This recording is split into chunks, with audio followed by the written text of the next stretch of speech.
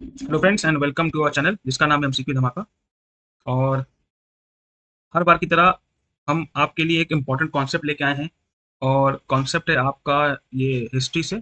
Okay, history history class ninth ICSE board है और जो चैप्टर हम ले रहे हैं वो है आवर कॉन्स्टिट्यूशन। ओके, तो इसमें जो हमने पिछले क्लास में हमने जो कॉन्सेप्ट डिस्कस किया था वो था यूनिवर्सल अडल्ट फ्रेंचाइज।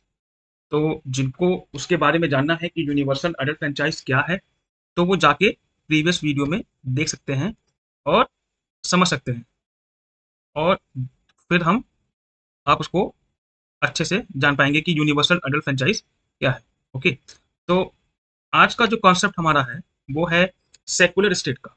ओके, अब सेकुलर स्टेट, एक मिनट, 1 मिनट, हाँ, सेकुलर स्टेट बेसिकली क्या है, इसकी मीनिंग क्या है, क्योंकि ये वर्ड आजकल काफी चर्चा में है। ओके, बंगाल इलेक्शन के बाद, और ये वर्ड हमेशा आता रहता है इन पिक्चर की what is secular state.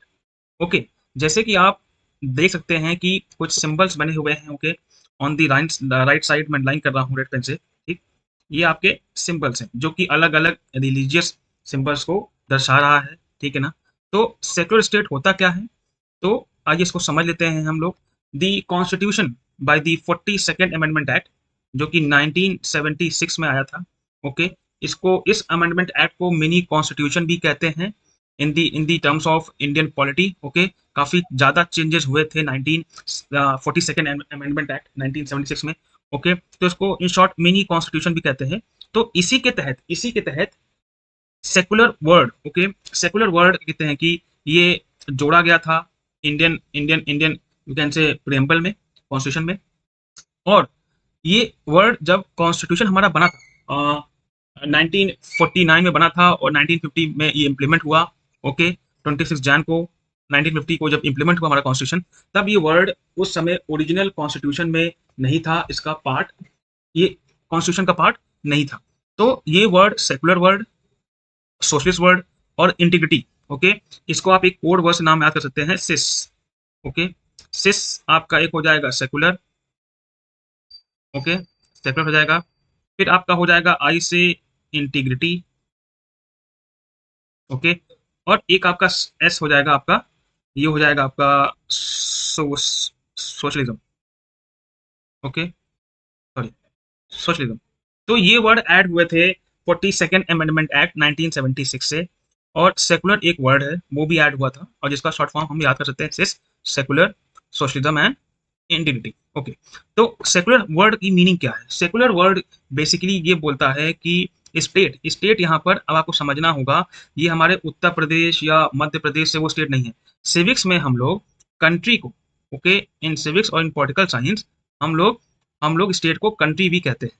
Okay, तो सेकुलर कंट्री वो होगी which will not have it's official religion. ये आपका एक कोर वर्ड है, दैट अ सेकुलर स्टेट, आप उसको बोलोगे कि कोई भी कंट्री सेकुलर स्टेट तब कहलाएगी जब it will not have it's official religion, वो किसी एक रिलीजन को प्रमोट ना करे, और बल्कि सब रिलीजन को क्या माने, इक्वल माने, इक्वल स्टेटस दे, इक्वलिटी पे बिलीव करे। Okay, means along with universal adult franchise जो कि बात करता है एक वोट एक पर्सन का, in the same way secularism भी बात करता है, या सेकुलर वर्ड बात करता है इक्वालिटी का, जहां वो ये बोलता, स्टेट बोलता है या कंट्री बोलता है कि हमारे लिए सब धर्म बराबर है।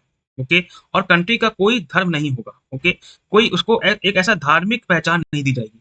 ठीक, तो ये काफी अच्छी सोच है, ये काफी लिबरल सोच है, और ये मॉडर्निटी को अपनाता है और कंजर्वेटिवनेस को से दूर रहता है। ओके, तो ये India is a secular state, जहां पर इंडिया एज अ कंट्री आप देखेंगे तो कोई ऑफिशियल रिलीजन प्रमोट नहीं करता है। तभी आप देखेंगे जब भी कहीं भी मीटिंग होती है इंटरनेशनल रिलेशंस में, जब इंडिया कहीं रिप्रेजेंट करता है तो इंडिया का नाम हमेशा लिखा जाता है, मैं नीचे लिख रहा हूँ, रिपब्लिक ऑफ इंडिया।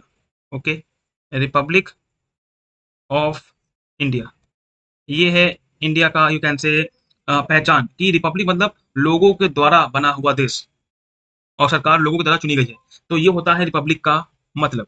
ओके, तो सेक्युलर मतलब आप जान गए होंगे कि जहाँ पर कोई भी एक कंट्री किसी भी ऑफिशियल अपना रिलीजन नहीं बताती है और वो सब रिलीजन को एक समान ट्रीट करती है, बराबर मानती है। और ये ऐसी कंट्रीज काफ़ी कम है देश में, और इंडिया एक ऐसी कंट्री है, इसीलिए इंडिया इतनी स्ट्रॉन्ग एंड पावरफुल है, जहाँ पर सभी धर्मों के सभी जो धर्म हैं वो फॉलो करने वाले लोग यहाँ पर आराम से रहते हैं। ओके, नाउ अब आप बात करते हैं सर वो कंट्रीज हैं जो कि सेकुलर मीन्स वो होता है जो जहाँ पर किसी कंट्री का कोई ऑफिशियल रिलीजन नहीं है। तो इसका सर ऑपोजिट एक वर्ड होता है जिसका हम लोग बोलते हैं थियोक्रेटिक स्टेट या थियोक्रेसी। मतलब थियोक्रेसी मतलब ये होता है बेसिकली जहाँ पर स्टेट एक ऑफिशियल रिलीजन फॉलो करता है। लाइक आप देखेंगे तो काफ़ी कंट्रीज हैं, लाइक हमारे नेबर पाकिस्तान, उनका नाम है Islamic State of Pakistan. Okay, so कहते हैं कि आप देखेंगे कि तो उनमें नाम में वो वर्ड आपको देखने को मिलेगा, इस्लामिक वर्ड। तो बेसिकली ये दिख जाता है कि वो क्या कहते हैं किसी एक धर्म को प्रमोट कर रहे हैं।